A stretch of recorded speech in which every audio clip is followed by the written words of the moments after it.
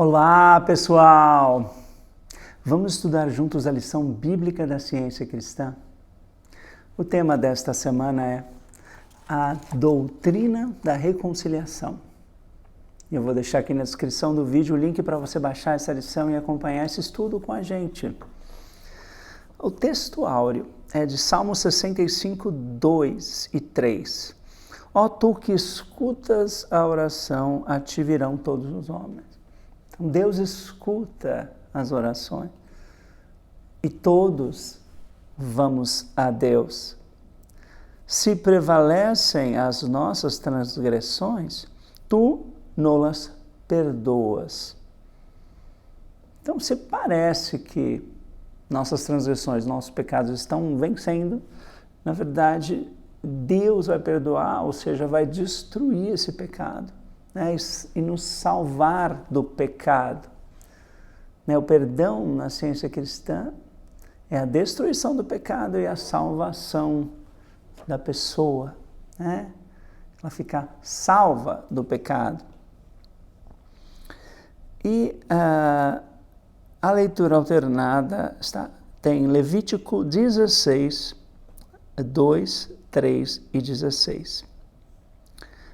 Disse o Senhor a Moisés, né, falando, dize a Arão, teu irmão, né, que ele entrará no santuário com isto, um novilho para a oferta do pecado e um carneiro para o holocausto. Assim fará expiação pelo santuário por causa da impureza dos filhos de Israel e das transgressões e de todos os seus pecados. O que está falando aqui? Naquela época, né, de Moisés, se não me engano, 1.200 anos antes de Cristo, né? O que a mentalidade ali daquela época, não só nesse povo, né? Aqui eles estavam no Egito, fugindo do Egito, né? Saindo do Egito, indo para a Terra Prometida. Mas os povos todos daquela época, eles costumavam sacrificar animais para os deuses, as deidades deles, né? E o povo de Israel não conseguiu, vamos dizer assim, acabou desenvolvendo uma religião que tinha essa semelhança com as outras religiões, né? Sacrificavam ao Deus, só que a diferença é que o Deus de Israel era um Deus espiritual, era o Espírito, não era um Deus material, não era uma estátua, né? Então, Israel teve esse progresso em relação aos outros povos, mas ainda estava preso a uma mentalidade da época. E foi o jeito que Deus foi inspirando os hebreus, que funcionou naquela época, né? Depois, fomos andando esses 1.200 anos até a época de Cristo Jesus e dos apóstolos, né, no Novo Testamento. Eles já se elevaram acima disso, né? Então o cristianismo já falou, olha, não faz sentido você sacrificar animais achando que isso vai pagar o seu pecado. Quer dizer, é você que tem que parar de pecar, né? Não tem nada a ver o animalzinho com isso, né? Então, por isso que aqui em Hebreus 10, 4, né, diz assim, Hebreus já era o Novo Testamento, né, uma carta do Novo Testamento. É impossível que o sangue de touros de bodes remova pecados, né? Então ele usou ali uma inteligência. Cara, aquilo ali talvez até fizesse sentido para a mentalidade antiga. Hoje em dia a gente já está acima disso, né? Então, isso hoje em dia, 2.000 anos atrás, né? E depois ainda falou no 13:15, né? Portanto, ofereçamos a Deus sempre sacrifício de louvor, que é o fruto de lábios que confessam o seu nome, a sua natureza. Então, daí o sacrifício já não é mais de um animal, é um sacrifício de louvor. E a ciência cristã fala muito do sacrifício do ego, a crença de um eu separado de Deus, de um mortal separado de Deus, que pensa errado e age errado, esse ego mortal aqui vai ser sacrificado em prol do nosso eu espiritual, né, da nossa identidade espiritual como filhos de Deus, inseparáveis de Deus, refletindo a santidade, né, que vem de Deus, essa natureza divina, impecável, né, santa. Então esse é o nosso eu verdadeiro, isento de pecado. Então o nosso sacrifício é o sacrifício do falso eu, em prol do nosso verdadeiro eu. Né? Isso sim remove pecados. Né?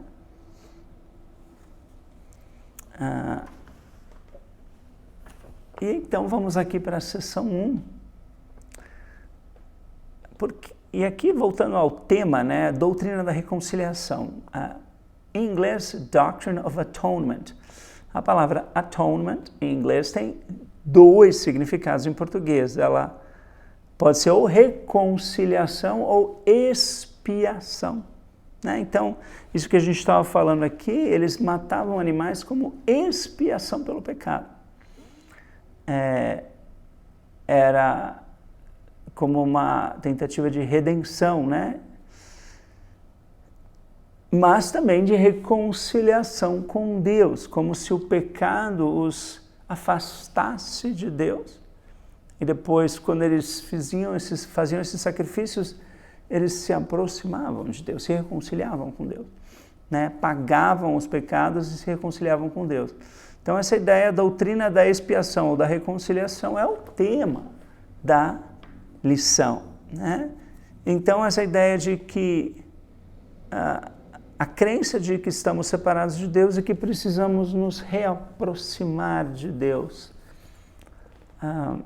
E muitas pessoas realmente se sentem distantes de Deus.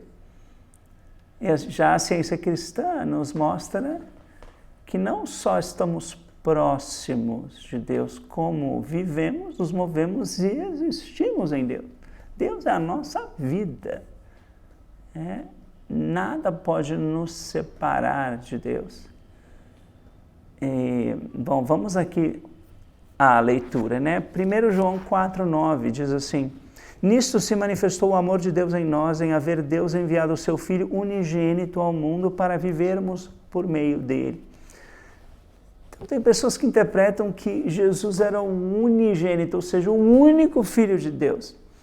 E, na verdade, não é Jesus, é o Cristo que é o unigênito. Ou seja, a natureza divina que Jesus expressou, essa natureza é a única que vem de Deus, né? É a unigênita. Então, Deus só criou uma natureza, né? Que é o Cristo.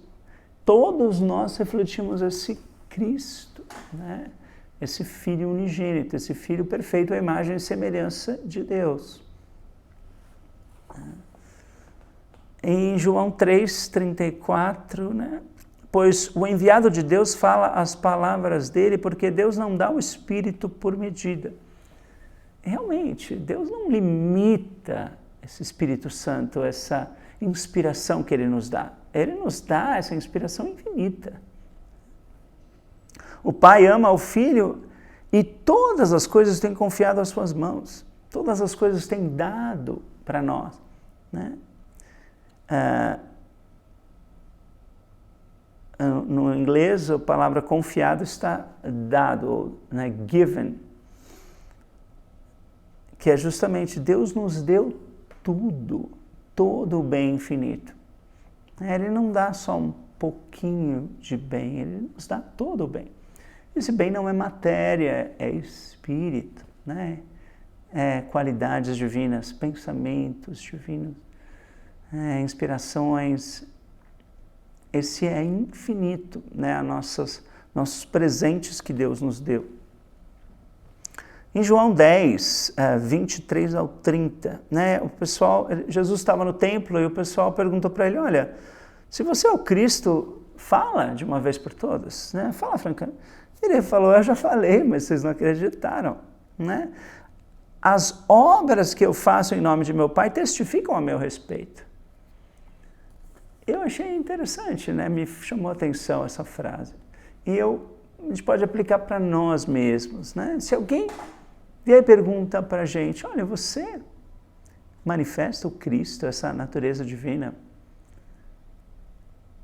E será que temos essa mesma força para responder? Olha, as obras que eu faço em nome de meu Pai testificam a meu respeito.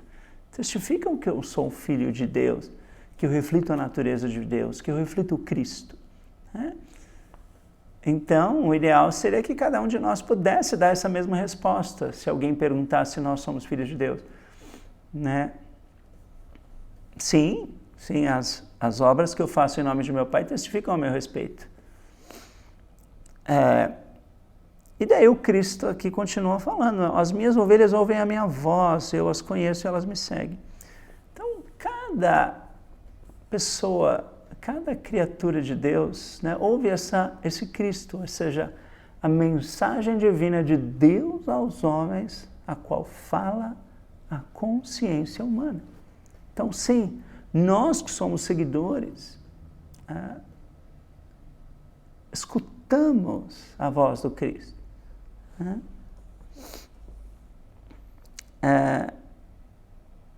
E aqui o Cristo está falando, eu lhes dou a vida eterna, jamais perecerão e ninguém as arrebatará da minha mão. Ninguém nos arrebatará dessa compreensão, desse alinhamento com Cristo. Não vai ser nenhuma tentação que vai nos tirar da mão do Cristo, né? Da mão da verdade. E depois ele diz essa frase que para mim atualmente é a minha frase favorita da Bíblia. Né? Aquilo que meu Pai me deu é maior do que tudo, e da mão do Pai ninguém pode arrebatar. E por que eu gosto tanto dessa frase? Porque ela se desdobra em muitas coisas interessantes. Né? O que o Pai nos deu? Né? Vamos pensar em tudo que o Pai nos deu. Então, o Pai nos deu saúde. Deus é a vida e da vida emana saúde, harmonia, ordem, equilíbrio, beleza, perfeição. Então, a gente pode afirmar, a saúde que meu Pai me deu é maior do que qualquer doença, que qualquer alegação de doença. A harmonia que meu Pai me deu é maior do que qualquer alegação de discórdia, de desarmonia. Qualquer sintoma de desarmonia que esteja ali gritando, a gente fala, não, a saúde que meu Pai me deu é muito maior do que esse sintoma, essa alegação de doença. Né? E a santidade, né? A santidade que meu Pai me deu é maior do que qualquer pecado, qualquer alegação de que eu seja separado de Deus, que pense errado e haja errado. Né? Então, a santidade que meu Pai me deu é maior do que qualquer pecado. A força que meu Pai me deu é maior do que qualquer fraqueza. Né? A vida que meu Pai me deu é maior do que qualquer morte ou de qualquer alegação de decadência, né? Que é uma vida eterna, sempre no seu ápice, não decai, não envelhece, né? E o suprimento que meu Pai me deu é maior do que qualquer alegação de falta. A riqueza que meu Pai me deu é maior do que qualquer carência. Né? Essa abundância que o Pai nos dá é maior do que qualquer carência.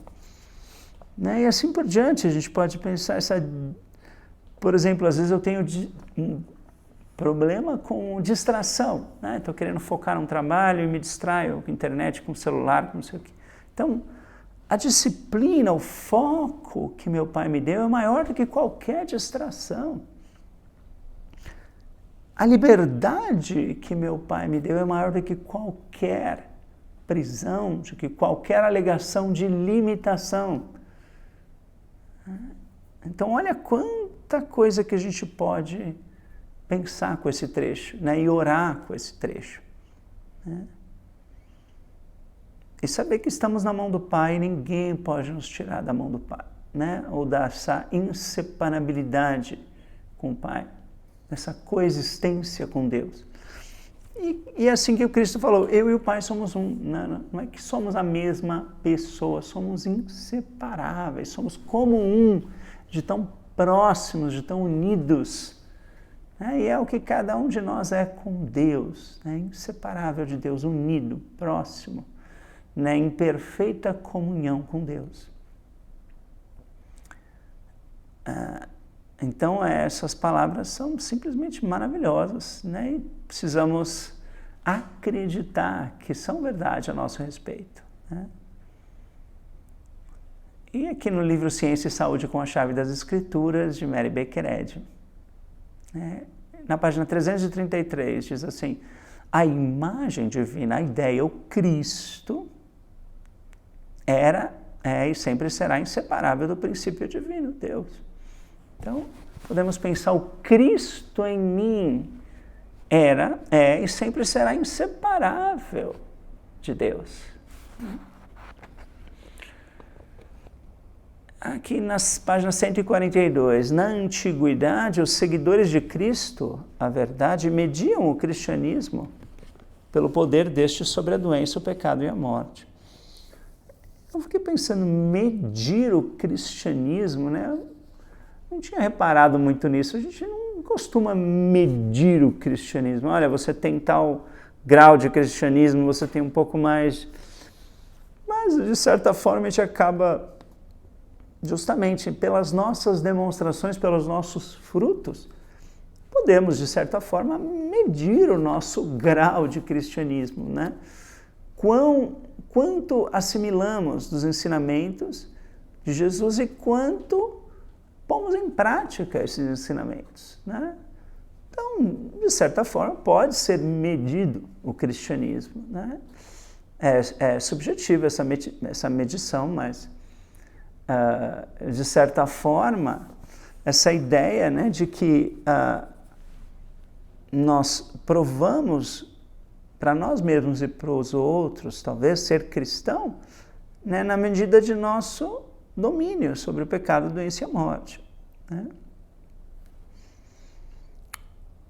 Assim como Cristo Jesus, né, estava acima do pecado, da doença e da morte, nós podemos também demonstrar esse Cristo e estar acima do erro, né?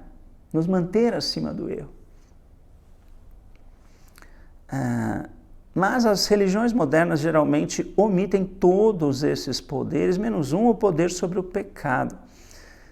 Então, a gente sabe que na época que Mary Baker Eddy escreveu Ciência e Saúde, né, 1875, as religiões daquela época não acreditavam na cura espiritual. Eles achavam que era alguma coisa que só ficou lá no passado. Né? Nos primeiros cristãos. Mas acreditavam na cura do pecado. Eles achavam que o poder de Deus era limitado só à cura do pecado. A doença e a morte não podiam ser curadas, né?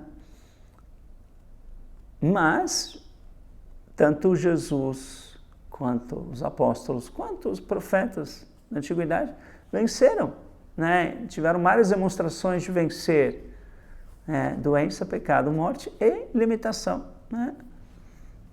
E falta. Então, se eles podiam, nós, como filhos de Deus, também podemos, né? E é o que a senhora Eddy depois provou, né? Introduzindo a ciência cristã e ela curava, os alunos curavam, né? E depois todos os estudantes de ciência cristã, nesses 150 anos, todos, né, em algum grau, manifestamos esse domínio sobre o pecado, a doença e a morte. Né? Não limitamos só ao pecado, né, o poder de Deus, e sim a qualquer alegação do erro pode ser vencida pela verdade. Né?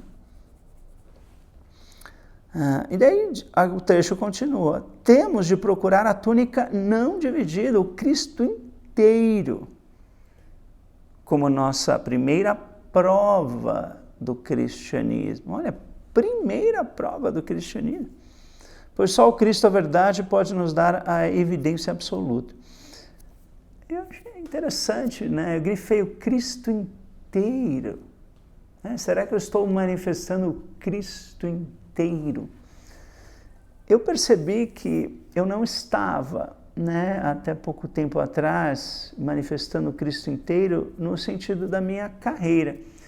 Então eu manifestava muito do Cristo nas minhas relações interpessoais, na igreja. Agora, na carreira, eu estava acreditando que eu era um mortal, vítima, né, de erros dos outros, né? Um mortal injustiçado, um mortal excluído. Então eu não estava manifestando Cristo inteiro. Na parte da minha carreira, eu percebi que eu não estava manifestando Cristo. Ou seja, eu não estava perdoando pessoas que tinham feito alguma coisa errada, que tinham me prejudicado na carreira. Né? Várias editoras que me rejeitaram, pessoas que trabalham no mercado, né, literário, né, no mercado editorial, que tinham me esnobado, me desdenhado, me rejeitado, e tudo eu me considerava vítima, né, dessas pessoas, tinha mágoa dessas pessoas. Né? Isso não é manifestar o Cristo inteiro. Ou seja, naquela área da minha vida, na carreira, eu não estava manifestando Cristo, eu estava manifestando um mortal magoado, um mortal vítima, um mortal né, injustiçado, excluído. E isso nunca fui eu, né? É um falso eu. Apesar de que os sentidos materiais alegaram que sim, sofri injustiças, mas é um falso eu que sofreu injustiças. Né? E é um falso eu que estava magoado, né? É um falso eu que estava desanimado. Então, quer dizer, daí eu estou procurando manifestar esse Cristo inteiro. Né? Em todas as áreas da minha vida eu vou manifestar o Cristo. Em todos os aspectos da minha experiência eu vou estar ali demonstrando o meu verdadeiro eu, né? A imagem e semelhança de Deus, que nunca foi vítima de ninguém, porque Deus é o único poder que existe, eu só posso ser tocado por Deus. E os erros dos outros não podem me tocar, né? Não podem me magoar, me desanimar, né? Então, como o Cristo era acima do erro, o Cristo em mim também é acima do erro. Né? E não no mesmo nível do erro, de mágoa, de ficar se lembrando, de ficar né, triste, desanimado. Então, isso nunca fui eu, é sempre um falso eu ali. Então, agora tenho procurado demonstrar esse Cristo inteiro, né? Em todos os aspectos da minha vida. Na página 91, lemos: livremo-nos da crença de que o homem esteja separado de Deus. Então, livremos-nos da crença de que nós estamos ou que em algum momento da nossa vida nós estávamos separados de Deus, né? Ou que fomos vítimas de outros homens separados de Deus que cometeram erros conosco, né? Então, livremos-nos na crença de que eu e os outros estavam separados de Deus e que houve confusão, houve injustiças, houve né, mal-entendidos. Então, obedeçamos unicamente ao princípio divino, à vida e ao amor. Esse é o grande ponto de partida para todo verdadeiro crescimento espiritual. Então, olha que bonito, ponto de partida. Então, o ponto de partida é a união com Deus. Né? É livrar-nos da crença de que estamos separados de Deus. Isso é um ponto de partida para todo verdadeiro crescimento espiritual. É isso que a gente quer, né? Estudamos a ciência cristã para ter esse crescimento. E o ponto de partida é a união, né? Se a gente parte do ponto de separação, estamos partindo do ponto errado. Sou um mortal separado de Deus, quero me unir a Deus. Eu estou partindo do errado, né? Vou partir que eu sou imortal, uno a Deus, inseparável de Deus. Né? No passado, no presente e no futuro. Sempre fui, sempre serei inseparável de Deus. Esse é o meu ponto de partida para o crescimento espiritual. É a página 361. Assim como uma gota d'água é uma com o oceano, um raio de luz um com o sol. Do mesmo modo, Deus e o homem, o Pai e o Filho, são um no ser. A palavra original é being, ser, ou existência. Então, eu nunca esqueço uma vez que eu estava na praia, né, com o pé na água ali, e assistindo o pôr do sol. E eu lembrei desse trecho, estava ali orando, né? Eu estava ali um com a água, um com o sol, né? Ali experimentando na prática essa frase, né? Assim como uma gota d'água é uma com o oceano, eu estava ali no oceano, um raio de luz é um com o sol, eu estava ali recebendo esses raios de luz, enxergando o sol. Aí eu pensei, do mesmo modo, eu e Deus, o Pai e o Filho, somos um no ser. Então, toda a existência é uma com Deus. Todos nós somos um com Deus. E isso eu preciso orar na questão da minha carreira, né? Porque eu estava pensando, não, eu sou um com Deus, mas um monte de outras pessoas não são e cometem injustiças comigo, né? Eu preciso orar e saber, não, eu sou um com Deus, todos somos um com Deus. Né? Não são um bando de mortais incompetentes, cegos, que não conseguem perceber, né, ali o talento de um escritor, não dão oportunidade para um escritor. Então, eu preciso incluir na minha oração a todos, né? Que todos somos um com o Pai. E eu não estava fazendo isso na minha carreira. Justamente, estava enxergando um monte de gente separadas do Pai, fazendo um monte de besteira. E isso é uma anti-oração, né? É o contrário da oração. Você acreditar no erro e afirmar o erro na sua consciência e lembrar do erro, isso é o oposto da oração. Né? Então vamos pensar sempre nessa base da união com o Pai. Vamos aqui para a seção 2. Em Efésios 4, versículos 6, 7 e 13, né? Há um só Deus e Pai de todos, o qual é sobre todos, age por meio de todos, está em todos. Também é uma outra maneira que Paulo conseguiu colocar em palavras, né, essa união com o Pai. Há um só Deus e Pai de todos, né? Não tem exceção, todos somos filhos de Deus. E Ele é sobre todos nós, ou seja, a ciência cristã refraseou, falou, nós todos refletimos a Deus.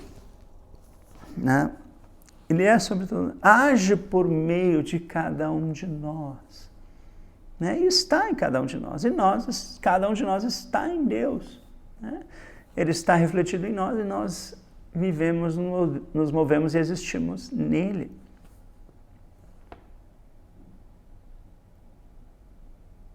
Então, se parece que alguém na nossa experiência está ali separado de Deus, agindo de forma errada, vamos incluí-lo nessa oração. Né? Há um só Deus e Pai de todos, o qual é sobre todos, age por meio de todos, está em todos. E a graça foi concedida a cada um de nós segundo a proporção do dom de Cristo. E aqui parece, olha, que cada um, uma interpretação literal, olha, cada um tem uma proporção do dom de Cristo.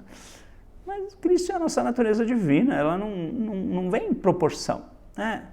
Ela é infinita. Cada um de nós é a plena manifestação de Deus, né? Refletimos a plenitude do Cristo, e não só parcialmente o Cristo. Mas aqui, num ponto de vista humano, né, poderíamos dizer, na proporção que estamos em sintonia com essa verdade divina, nós manifestamos essa verdade. Então, no humano, se acreditamos que somos mortais, separados de Deus, vamos manifestar essa crença, né? E vamos manifestar menos do Cristo. Então, eu acredito que é no ponto de vista humano, que parece que há uma proporção do dom de Cristo, né? No absoluto, ele é infinito. Cada um de nós manifesta o Cristo integralmente, né? Não em uma proporção. Até que todos cheguemos à unidade da fé, ao pleno conhecimento do Filho de Deus, ao homem perfeito. Aqui onde está escrito perfeita varonilidade, no inglês, na Bíblia King James, diz o homem perfeito. E por isso que a senhora Ed, talvez por isso que ela fala tanto do homem perfeito, está na Bíblia em inglês, esse termo, né? Até que todos cheguemos ao homem perfeito, à medida da estatura da plenitude de Cristo, né? Então, manifestar plenamente o Cristo é ser esse homem perfeito, a imagem e semelhança de Deus. É possível. E na página 18 do livro Ciência e Saúde, né? Aqui lemos a reconciliação, é o tema da lição. A reconciliação, ela exemplifica a unidade do homem com Deus, segundo a qual o homem reflete a verdade, a vida e o amor divino. Jesus de Nazaré ensinou e demonstrou o fato de que o homem e o Pai são um, não dois, um. Então, nós e o Pai somos um, inseparáveis. Princípio perfeito, ideia perfeita. Deus perfeito, homem perfeito, um, né? E por essa razão lhe devemos perene homenagem. Sua missão foi tanto individual como coletiva. Ou seja, nós fazemos parte dessa missão, né? Ele ensinou, nós precisamos aprender e praticar. A gente está, é uma única missão. A missão de Jesus é a nossa missão. Se nós não cumprirmos a nossa missão, Jesus não cumpriu a dele. Porque a nossa missão é aprender e praticar o que ele ensinou.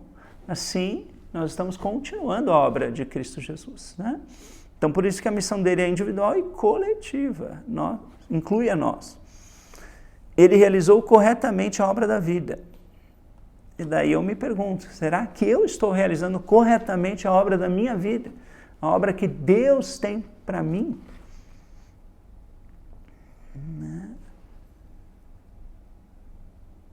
E ele realizou corretamente a obra da vida não só para ser justo consigo mesmo. Será que eu estou sendo justo comigo mesmo? Será que eu estou tendo misericórdia para com os mortais? Eu percebo, várias vezes eu me acho pouco misericordioso, porque eu percebo como o mundo necessita, de cura, necessita da ciência cristã, mas eu acho que eu faço muito pouco pela divulgação da ciência cristã, Esses vídeos que eu faço são alguma coisa, mas ainda é muito pouco, E então eu me sinto com pouca compaixão pelas inúmeras pessoas que aparentemente estão sofrendo com o erro, acreditando que são mortais, doentes, pecadores, vítimas, e que precisam da ciência cristã para se libertar dessas crenças, Da mesma forma, minha profissão de escritor de livros infantis, eu divulgo muito pouco os meus livros, né? Ou seja, eu não estou sendo misericordioso com as inúmeras crianças que precisam de bons livros, né, para desenvolver o hábito de leitura e crescer, né, como cidadãos, como seres pensantes e que podem ser mais felizes, contribuir melhor com a sociedade, né? Então, a leitura é muito importante, é fundamental, né, para a educação, para o crescimento, né, dos cidadãos. Então, eu me considero muito pouco misericordioso por não estar divulgando nem a minha obra de escritor e nem a ciência cristã como eu deveria, né? Então, ainda me sinto muito em dívida, mas vamos lá, vamos tentar melhorar cada dia.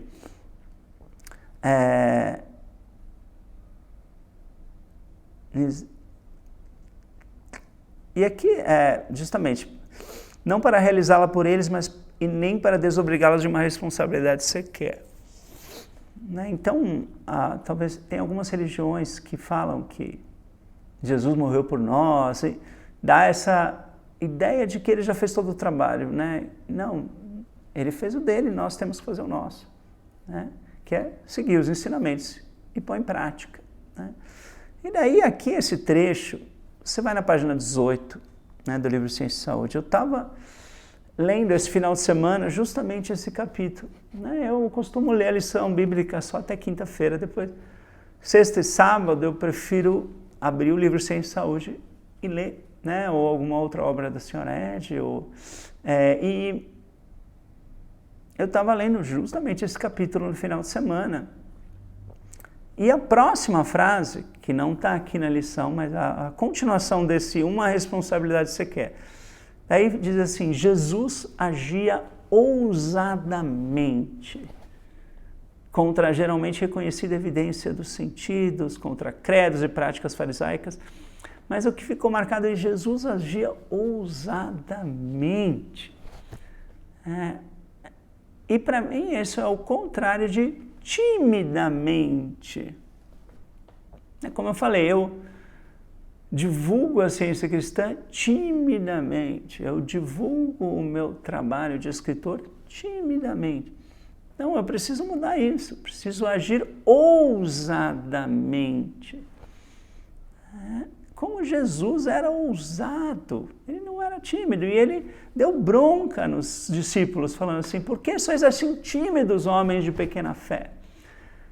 Então, eu estava pensando justamente nessa ideia da timidez. Praticamente todo mundo se acha tímido, e acha que é natural ser tímido. Mas o que está por trás da timidez? Um medo. O medo, o que os outros vão achar? Eu acho que a minha contribuição não é boa o suficiente. Então, lá na nossa igreja, né, todo domingo, depois do culto, nós abrimos para que as pessoas façam algum comentário sobre a lição bíblica. E a maioria das pessoas fica quieta, ninguém fala nada, assim. Tem dias que é triste, assim, né? Tem essa oportunidade de compartilhar alguma inspiração e você vê um monte de gente ali se acreditando mortais tímidos e não fala, né? Tenho certeza que cada um tem alguma contribuição, aprendeu alguma coisa na lição aquela semana, né? E que poderia estar ali compartilhando com a igreja, né, essa riqueza espiritual, mas acaba aceitando a falsa crença de que é um mortal tímido e fica quieto, né? Da mesma forma na reunião de testemunhos, né? Todos temos testemunhos. Quem estuda a ciência cristã e pratica tem testemunho. E por que a maioria fica quieta? Talvez, em parte, por se acreditar tímido, né? Ou acreditar que a sua contribuição não tem valor. Quem está falando que não tem valor? A serpente. Não fala, não, é muito pouquinho esse seu testemunho. Não... E às vezes o testemunho pequenininho vai ajudar bastante a outra pessoa, né? É exatamente o que a outra pessoa precisava ouvir. Então não podemos ser tímidos. Jesus não era tímido. Então a gente se propõe a ser seguidores de Jesus. E Jesus não era tímido, ele era ousado. Então nós precisamos ser ousados. É parte do pacote de seguir o exemplo de Jesus, é ser ousado, né? Então, eu percebi a importância disso, né? E cada um tem um grau aí de timidez que precisa ser vencido, né? E não precisamos vencer tudo de uma vez, mas podemos dar passos à frente, né? Eu nunca esqueço uma vez que eu era primeiro leitor e daí um dia resolvi fazer um culto diferente, né? Falei, olha, em vez de eu ficar no púlpito, vamos todo mundo sentar aqui próximo um do outro. Eu vou ler, eu puxei uma cadeira e li a leitura ali sentado e fiz todo mundo ficar próximo, né? Para ter um ambiente mais acolhedor, assim, mais informal no culto. E daí uma senhora que vai na igreja há mais de 20 anos, ia na igreja, e ela, um pouco hesitante, deu um testemunho. E ela falou, é meu primeiro testemunho, né? Esse ambiente aqui mais acolhedor, mais informal, me deixou mais à vontade para dar um testemunho. E é o meu primeiro testemunho. Foi um momento muito bonito, né? Porque ela venceu essa crença de timidez. Deu o primeiro testemunho. Então, muito importante a gente pensar nisso, né? Jesus agia ousadamente. Será que eu estou seguindo o exemplo de Jesus? Estou agindo ousadamente? Na página 333, lemos: em todas as gerações, tanto antes como depois da era cristã, o Cristo, como ideia espiritual, reflexo de Deus, vem com certa medida de poder e de graça a todos os que estejam preparados para receber o Cristo, a verdade. E a ideia preparados, eu lembrei de outro trecho que a senhora Ed disse, né? Deus vinha eternamente me preparando durante muitos anos para a recepção dessa revelação final do princípio divino absoluto da cura mental científica. Então, se Deus estava preparando Mary Baker Eddy por tantos anos, Deus está preparando a cada um de nós. Deus não ama mais a um do que ao outro. Se Ele prepara um, Ele prepara todos, né? Todos nós fomos preparados por Deus para receber esse Cristo, a verdade, né? Então, não podemos aceitar a ligação da serpente. Não fala da ciência cristã para essa pessoa, porque ela não está preparada, né? É o erro que está falando que ela não está preparada. Claro que ela está preparada, né? Deus a preparou, né? E se por acaso você compartilha a ciência cristã e ela se mostra não preparada, não desanime, né? E temos inúmeros exemplos, né, de pessoas que, quando receberam a ciência cristã, pareciam não estar preparados, mas já era uma sementinha que foi lançada ali que depois deu fruto, né? Em um outro momento ela abraçou a ciência cristã, né? Mas aquela primeira semente fez toda a diferença, né? E na página 202 lemos: a unidade científica que existe entre Deus e o homem tem de ser posta em prática na vida, e a vontade de Deus tem de ser universalmente feita. Então, a partir dessa ideia de união, quando a gente acha que o outro não está preparado, a gente está achando que o outro está separado de Deus, né? Se ele é um com Deus, ele está preparado para escutar sobre Deus, sobre a verdade divina, né, revelada na ciência cristã. Então, é um ponto de partida sempre da união e não da separação. É que a vontade de Deus tem de ser universalmente feita, né? Ontem uma pessoa que também raramente dá um testemunho, mas ontem uma pessoa na igreja levantou e deu um testemunho que era muito simples, mas também que me tocou bastante, né? Que ela justamente mencionou um hino que a gente tinha cantado, acho que o hino número 6, e que tem uma frase que fala assim: não feches a alma num sonhar, remisso a Deus e seu mandar. Ela falou, não feche, ela falou, essa frase me tocou muito, não feches a alma num sonhar. Eu, pessoalmente, nunca dei bola para essa frase, né? Mas do jeito que ela explicou ali, fez todo sentido para mim. Não feches a alma num sonhar.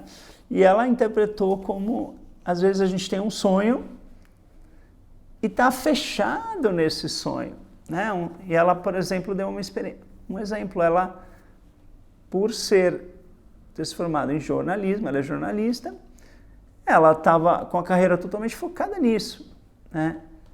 E daí ela recebeu uma proposta de trabalho de uma amiga numa outra área, né? Parecida, mas diferente. Esqueci o nome, né, da área que ela recebeu essa proposta, e ela ficou hesitante, mas não é minha área, né? Mas daí ela resolveu aceitar.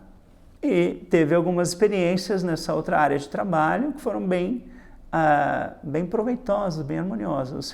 E ela interpretou assim, eu não fechei a alma num sonhar, né?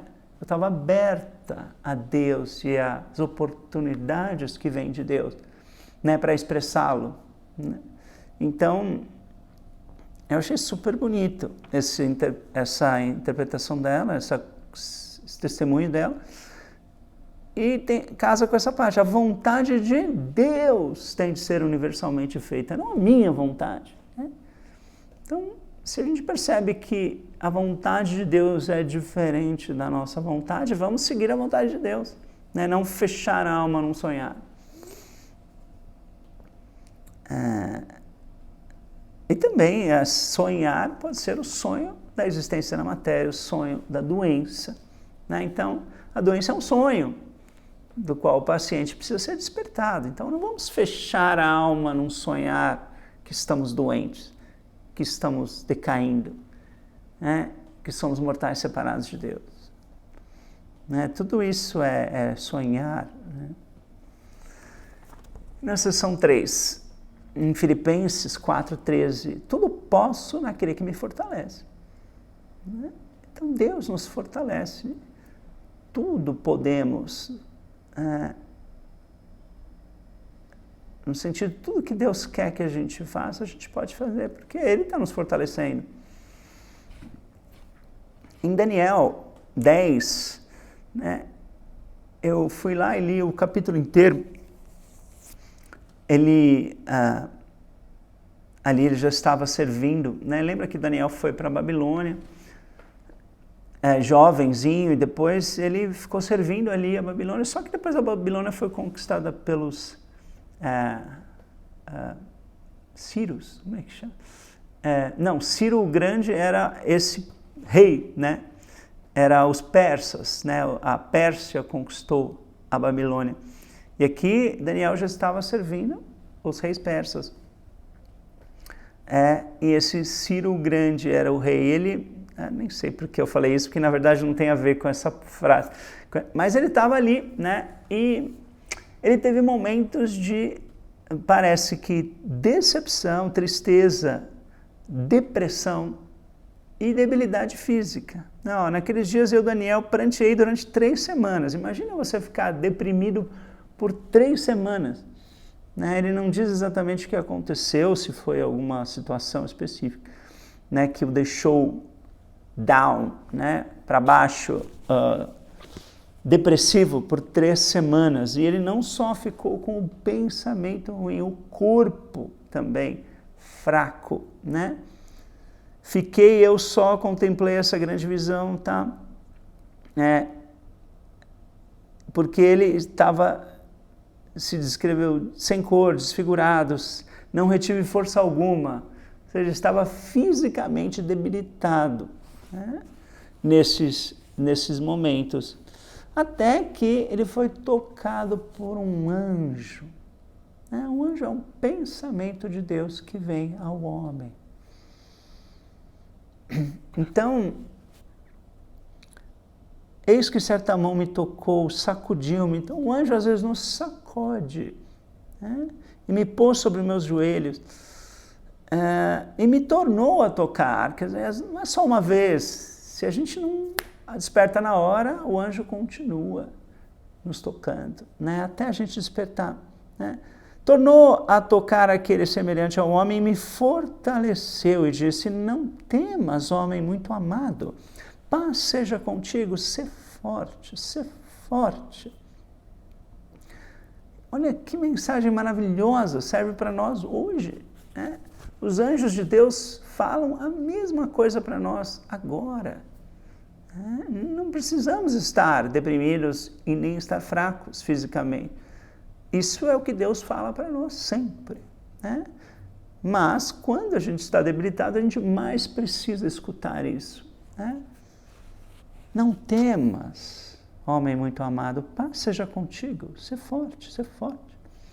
Isso se aplica tanto em qualquer situação da sua vida.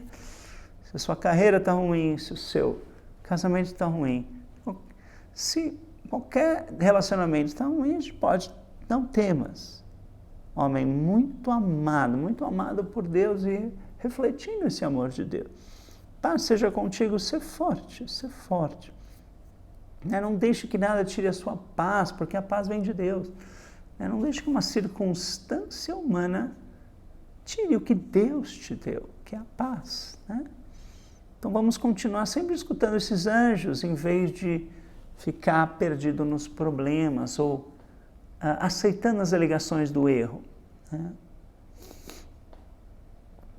Então eu tive uma pequena experiência ali, semana passada eu fui para Maringá me apresentar em escolas, né, como escritor, e estava ali muito feliz com a oportunidade. Daí na primeira manhã ali a mulher da prefeitura falou: olha, um motorista vai te pegar às 8h15 da manhã para você ir para a primeira escola, se apresentar.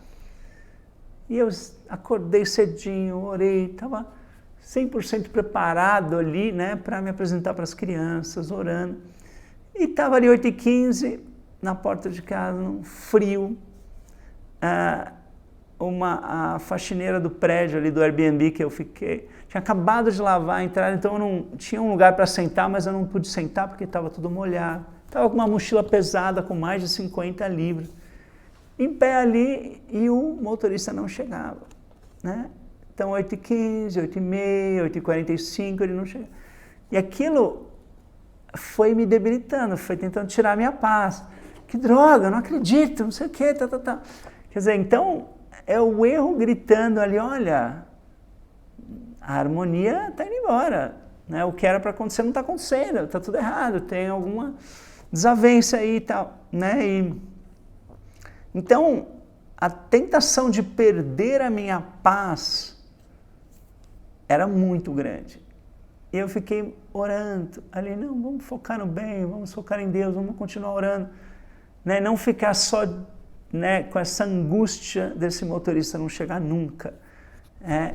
E saber que as crianças estavam me esperando na escola e eu já estava atrasado. Então, paz seja contigo, ser forte, enfrenta todas as desafios, todas as desilusões, todas as né, alegações de desconexão, do erro, né? Então, a alegação ali era em má comunicação, né? Depois o motorista chegou às 9 da manhã e falou: olha, o papelzinho aqui que me deram, falaram que tinha que te pegar às 9 da manhã, mas 9 da manhã era para estar na escola já, né? Então, foi uma alegação de má comunicação, de mentes mortais não se comunicando direito, né? E então eu não pude me deixar abalar por essa alegação e continuei orando. Não, só existe a mente divina se comunica com cada um dos seus filhos. A comunicação é de Deus para o homem, né? E depois ainda entramos no carro, né? E ele deixou a janela aberta e ficou vindo aquele vento frio bem na minha cara. E daí começou o medo de eu perder a voz, né? Eu ia ter que falar com um monte de crianças e tal, mas não, orando, Só posso ser tocado pelo amor divino, né? Não pelo frio, não pelo medo, não pela crença, né, de que o frio possa causar uma dor de garganta, né? Então, fui vencendo as alegações do erro, cheguei na escola, me apresentei, fui na outra escola à tarde, então venci todos os desafios daquele dia, né? Mas todos os dias temos inúmeros desafios, né, que se deixarmos eles tiram a nossa paz, né? Mas o anjo de Deus está sempre falando, não temas, homem muito amado, paz seja contigo, ser forte, né? E ao falar ele comigo, eu fiquei fortalecido e disse, fala meu Senhor, pois me fortaleceste. Aí quando a gente escuta os anjos, realmente nos sentimos fortalecidos, né? Na página 567, a verdade e o amor ficam mais próximos na hora da aflição. Quando a fé poderosa, a força espiritual luta e prevalece graças à compreensão de Deus. E é isso, Daniel estava numa hora de aflição, mas a verdade e o amor ficam mais próximos na hora da aflição. Né? Página 387, quando chegamos aos limites da resistência mental. Aqui essa página fala muito de cansaço. Né? Tem duas páginas que falam muito disso, numa 217, 218, 219 e página 387, né? E 388, se não me engano. Acho que essas páginas aqui falam, 385, 86 e 87 falam de cansaço. 385 fala da Florence Nightingale, que era uma enfermeira na guerra da Crimeia e ficou conhecida por, né, estar ali atendendo aos doentes horas e horas a fio e dormia muito pouco, estava sempre com energia para fazer o bem.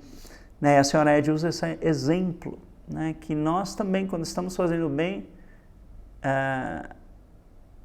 podemos ter essa energia divina, né, e não nos cansar de fazer o bem.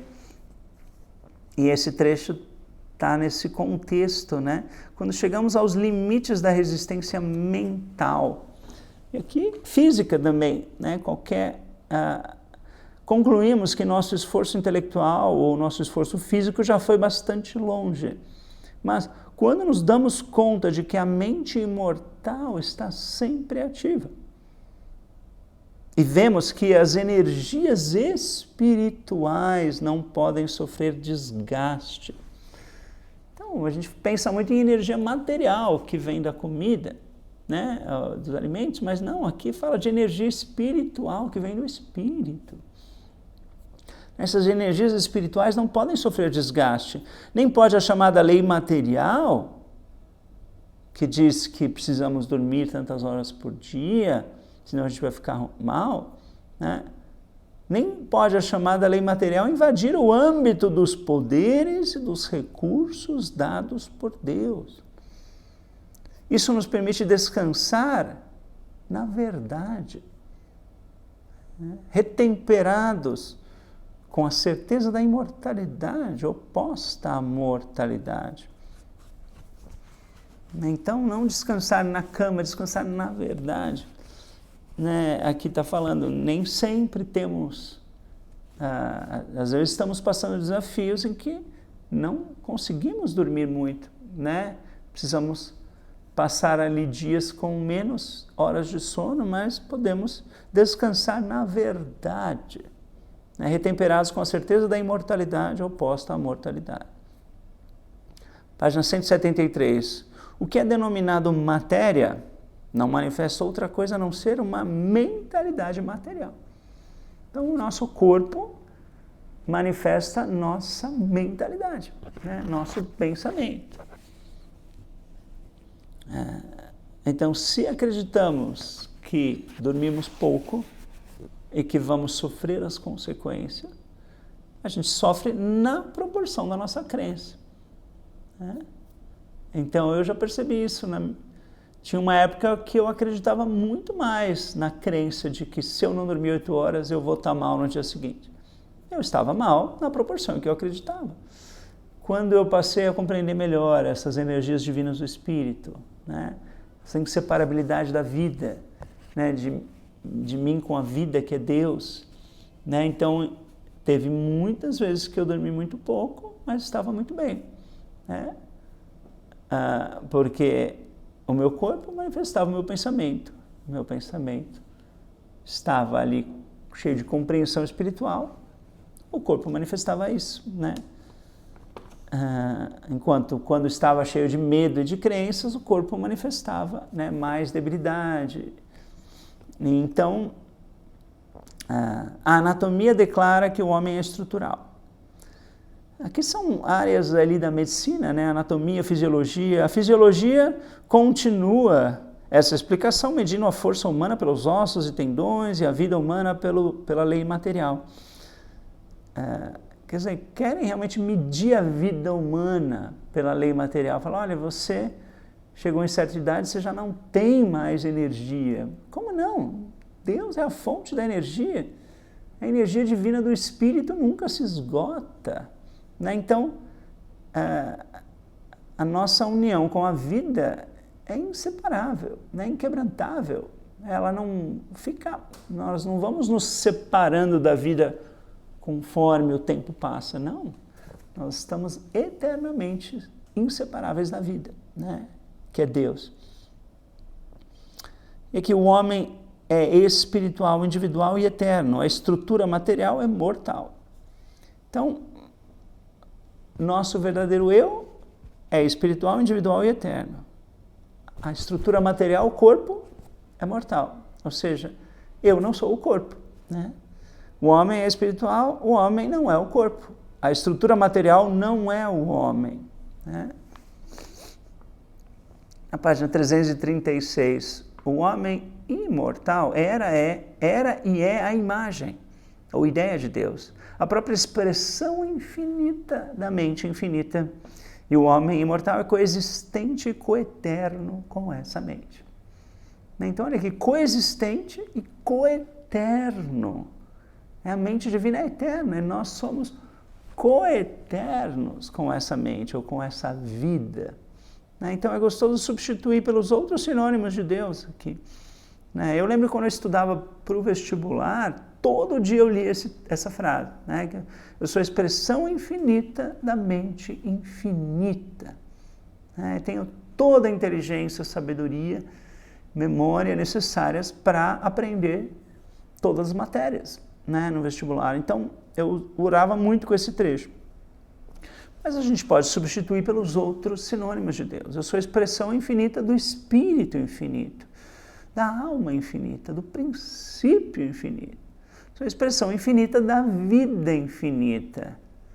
Eu não sou uma expressão finita da vida infinita. Sou a expressão infinita da vida infinita, né, da verdade infinita, do amor infinito. Aqui na seção 4, lemos em João 10:10, eu vim para que tenham vida e a tenham em abundância. Então Jesus falou isso, eu amo esse trecho, né? Mas o que é ter vida em abundância? E por coincidência, outro dia, na Netflix eu vi um filme que era a biografia do Cazuza, né? Um cantor brasileiro da década de 80. Né? E mostrava a vida dele e ele queria essa vida em abundância, né? Dá para ver pelas atitudes dele que ele queria ter essa vida plena, essa vida em abundância. Mas ele jogava essa energia para as drogas, álcool, sexo. Então, ele não se privava de nenhuma droga, bebia todos os dias, transava com todo mundo, quer dizer, e acabou pegando AIDS e morreu. Então, ele queria ter essa vida em abundância e acabou conquistando a morte, né? De certa forma, o oposto do que ele queria, porque ele foi procurar a vida na matéria, no álcool, nas drogas, no sexo, né? Essa plenitude ele foi procurar nos vícios, né? Enquanto a plenitude da vida está justamente na liberdade. Né? Então, você não vai achar a vida na matéria, você vai achar a vida no espírito. Né? Então, por mais que, né, ele deixou uma carreira bonita como cantor, ótimas músicas, quer dizer, ele deixou um legado bonito, mas você percebe como ele buscava essa vida plena no lado errado, né? E como ele sofreu as consequências e as pessoas à volta dele também sofreram, né? Todos os que o amavam sofreram junto quando ele ficou doente e morreu, né? Então, quão importante buscar a vida onde ela está, que é em Deus, né? Se nós queremos a vida em abundância, e todo jovem, né? E não só jovem, né? Todos nós queremos essa vida em abundância. E a gente vai encontrá-la no espírito, não na matéria, né? Deus é a vida verdadeira, né? Então, na liberdade e não na prisão que os vícios trazem, né?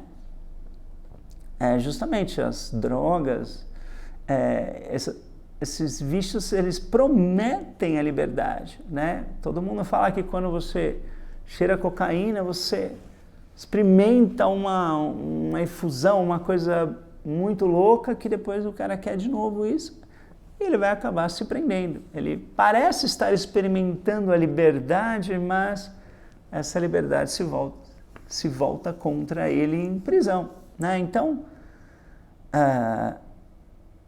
é muito interessante a gente, né, pensar nisso. O que é a vida em abundância? Né? Para mim, é refletir a vida que é Deus, é expressar todas as qualidades de Deus no meu dia a dia, estar em comunhão com Deus no meu dia a dia, escutando a Deus, né, sentindo esse amor infinito de Deus por mim a cada momento. Isso é a vida em abundância, né? E não se jogar na matéria, né? E Deuteronômio 30, 19 e 20, né? Aqui tem uma frase que é interessante, que Deus parece que fala para Moisés, né? Não sei se é Deus que está falando aqui, mas eu te proponho a vida e a morte, a salvação, a maldição, uma coisa assim. Escolhe, pois, a vida, para que vivas tu e tua descendência. Então, cada vez que a gente está estudando a ciência cristã e pondo em prática, a gente está escolhendo a vida, né, para nós e para a nossa descendência. Amando o Senhor, amando a verdade, amando o bem, amando o Espírito, né? Dando ouvidos à sua voz, apegando-se a Ele, pois disto depende a tua vida e a tua longevidade. Na versão King James, em inglês, diz assim, pois Ele é a tua vida e a tua longevidade. Então fala claramente, Deus é a tua vida, né? Então na Bíblia em inglês tem esse sinônimo de Deus ali bem claramente expresso. Deus é a nossa vida. Romanos 6:4. Como Cristo foi ressuscitado dentre os mortos para a glória do Pai, assim também andemos em novidade de vida. Em inglês, newness of life, ou seja, uma vida que sempre nova, sempre se renova, né? E na página 24, a senhora Ed vai repetir essa frase, só que na nossa tradução se perdeu, né?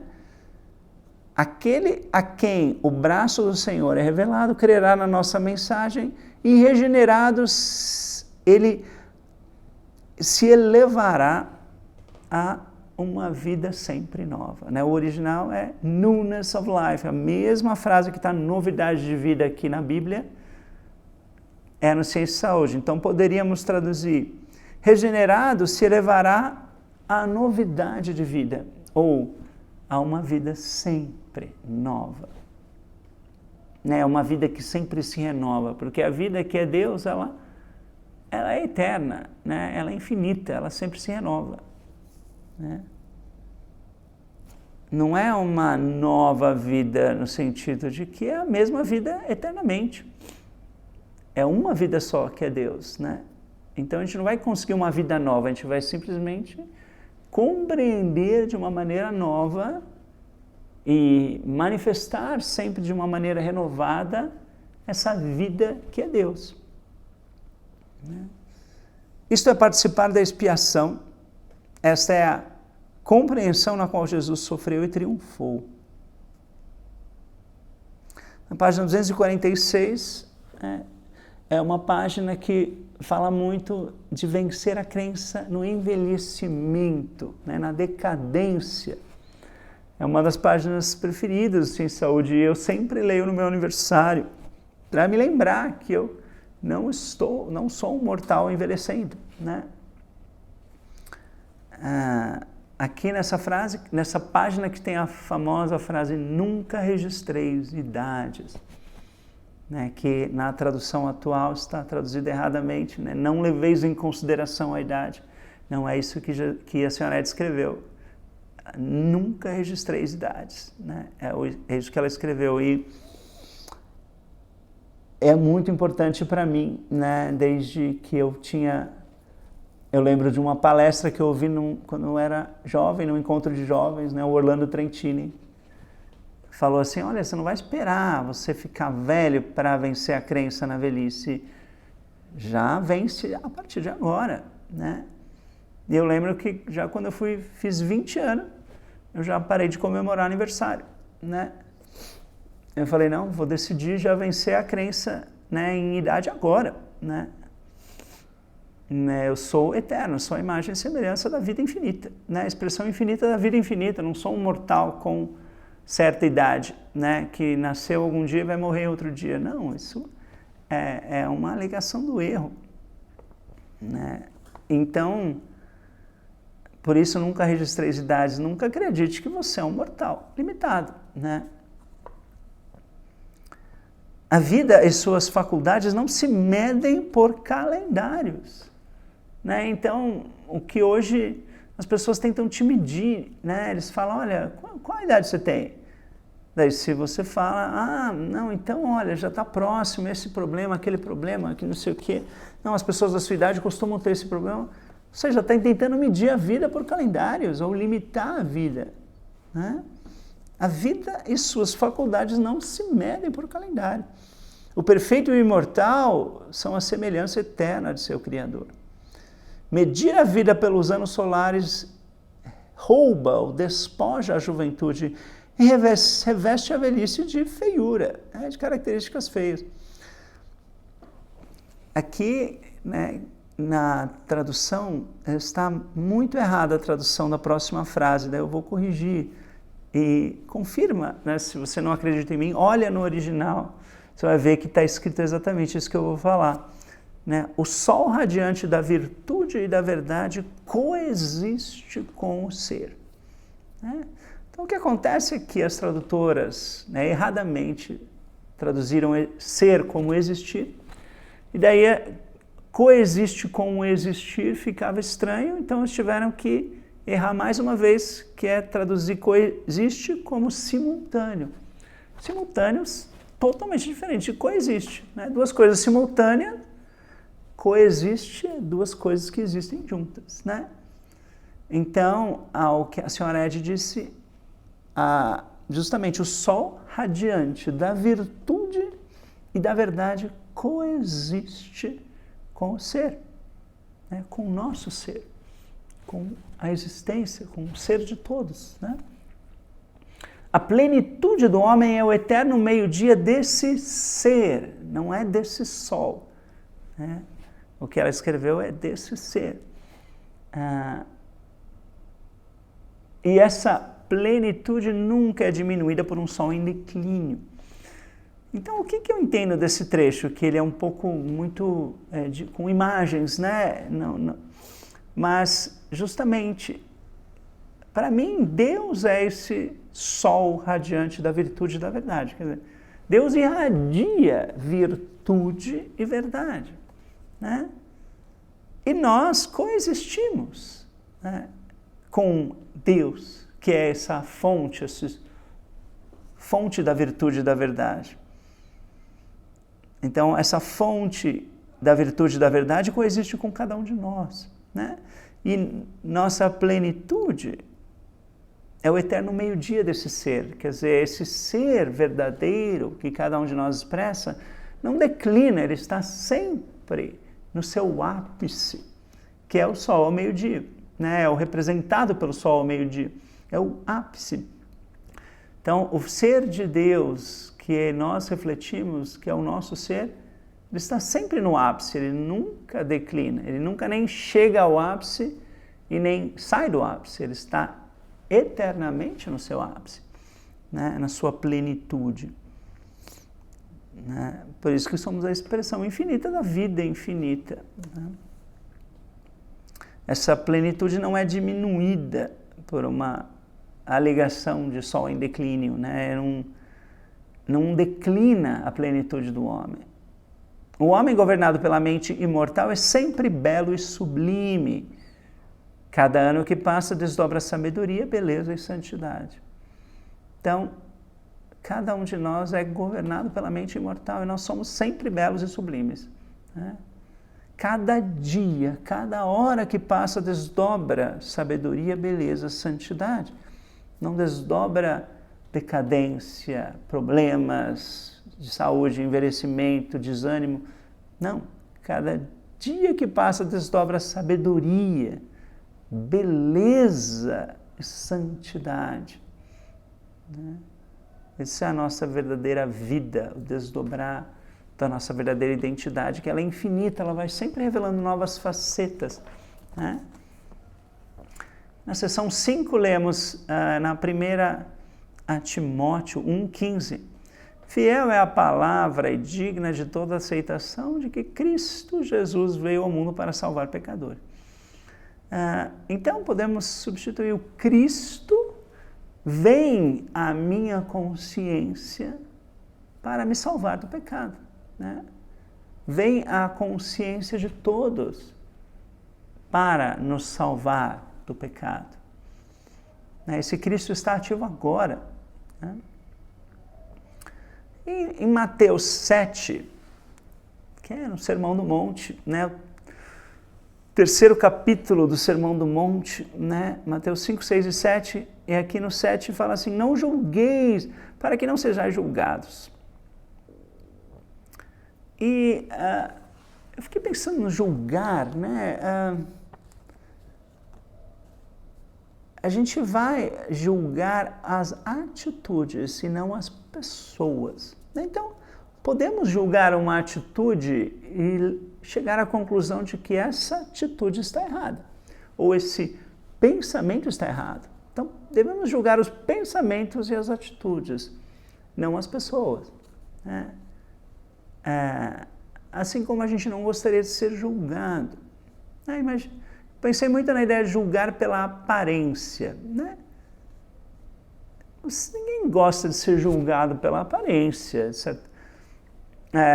Vamos dizer, às vezes até sim, se você se maquiou, se você está bem vestida, até você gosta que te julguem pela aparência, mas em geral a gente prefere ser julgado pela nossa essência, né? Quem nós somos, e não nossa aparência. E a mesma coisa, nós não deveríamos julgar aos outros pela aparência, né? E sim ver o Filho de Deus em todos. Enxergar ali o Filho de Deus, mesmo quando a aparência fala que ali não tem um Filho de Deus, tem um mortal pecador. Né? Não julgueis, para que não sejais julgados. Pois com o critério com que julgardes, sereis julgados, e com a medida com que tiveres medido, vos medirão também. Por que vês tu o argueiro no olho de teu irmão, porém não reparas na trave que está no teu próprio? É um erro muito comum. Todo mundo comete esse erro, mas não é por isso que a gente vai relevar. Né? Aqui Jesus está chamando a atenção. Geralmente é mais fácil a gente perceber o erro do outro do que os nossos erros. Não sei por que isso acontece, mas é muito comum a gente estar reparando no erro do outro e não reparar nos nossos próprios erros, né? E por isso que Jesus falou, olha, hipócrita, né? Tira primeiro, né? Não, antes ele falou assim, ou como dirás a teu irmão, deixa-me tirar o argueiro do teu olho, quando tens a trave no teu. Hipócrita, tira primeiro a trave do teu olho, então verás claramente para tirar o argueiro do olho de teu irmão. Então, eu tenho procurado fazer isso, né? De assim, sempre que eu estou enxergando o erro no outro, eu falo, mas será que eu também não estou cometendo esse mesmo erro ou algum erro parecido, né? E os erros são parecidos, né? Então, por exemplo, eu condeno muito essas atitudes, né, de uma tradução que não está fiel ao original, né, do Ciência e Saúde. Então, eu julgo uma tradução e condeno essa tradução porque ela não está fiel ao original, mas já me peguei muito com raiva, né, dessas pessoas. Eu conheço as pessoas que fizeram essa tradução. E já me peguei muito com raiva delas, porque tentei várias vezes falar, né, denunciar esse erro e que essas pessoas, né, corrigissem o erro, né, e elas não me deram ouvidos e perpetuaram os erros para os outros livros da Senhora Eddy. Tanto que todos os outros que foram lançados, né, estão com os mesmos erros de tradução que esse tem, né, chamar ser de existir e assim por diante, tirar outras palavras que a Senhora Eddy usou, né, que são importantes, né.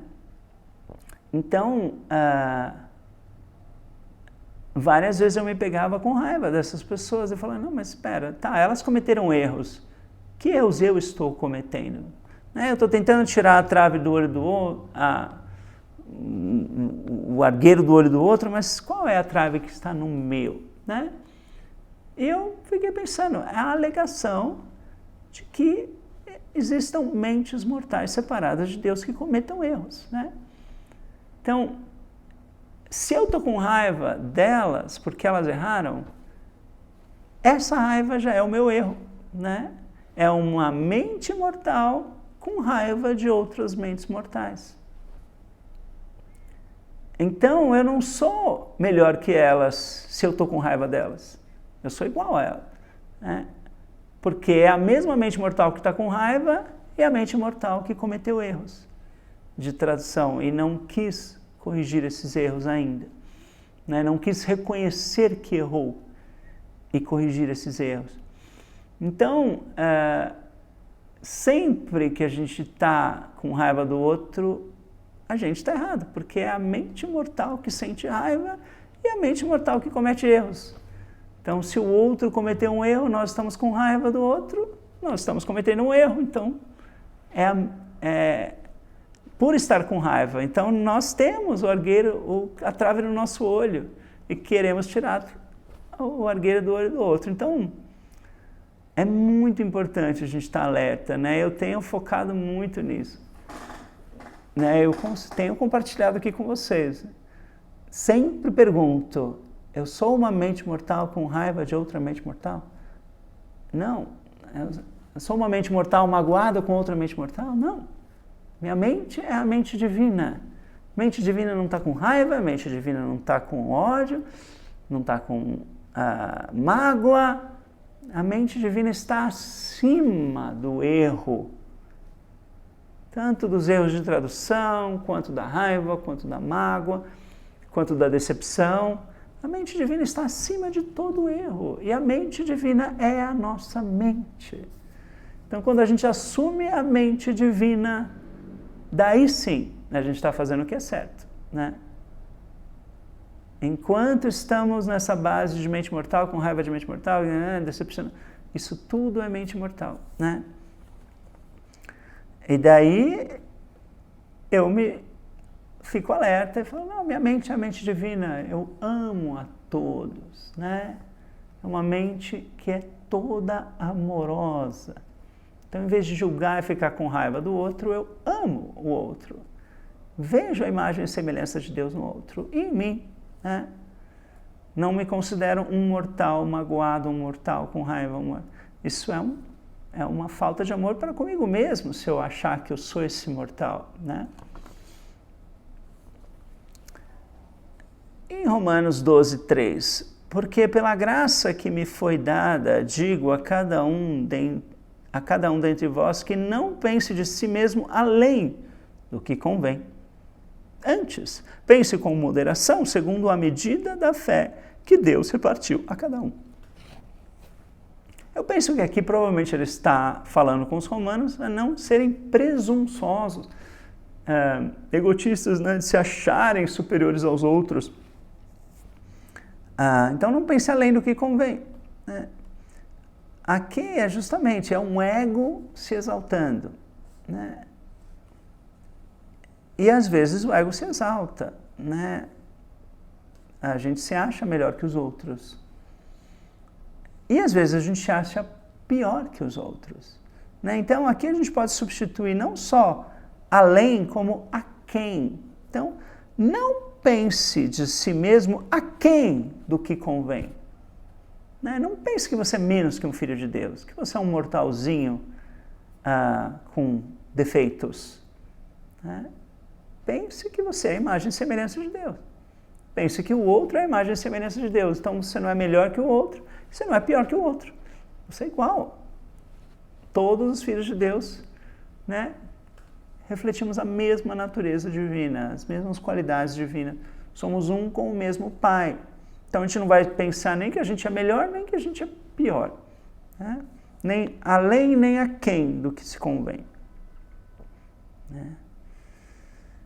E na página 23, a sabedoria e o amor talvez requeiram muitos sacrifícios do ego para nos salvar do pecado.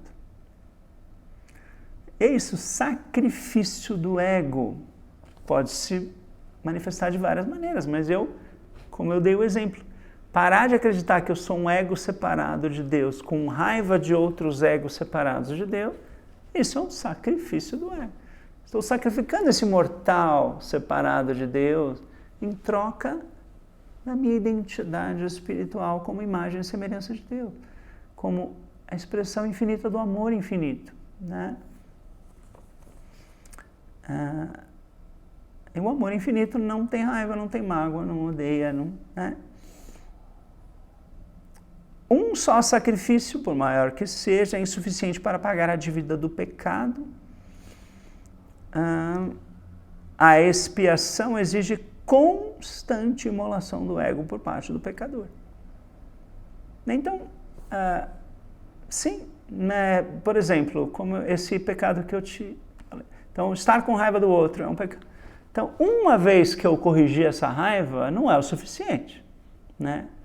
Uma vez que eu sacrifiquei esse ego separado de Deus, com raiva de outros egos separados de Deus, não é o suficiente, eu preciso fazer isso o tempo todo, né?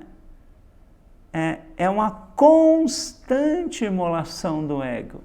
Eu vou sacrificar esse ego separado de Deus para sempre, né? Parar de acreditar que eu sou um ego separado de Deus, vítima de outros egos separados de Deus, né?